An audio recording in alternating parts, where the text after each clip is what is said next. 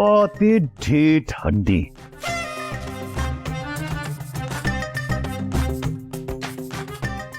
ये मुकर्रम बट तो वाकई टेंशन में है, कोई ना कोई बात है, पता करती हूँ मैं।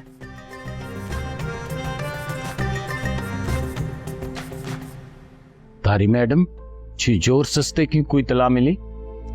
नहीं रे शेर दिल, पता नहीं, वो जज्बाती हो के कोई गलत कदम ना उठा ले। वैसे मुझे समझ नहीं आती हम लोग इतने पक्के क्यों हैं कि गोरी को मुख्तार ने गवाह किया है।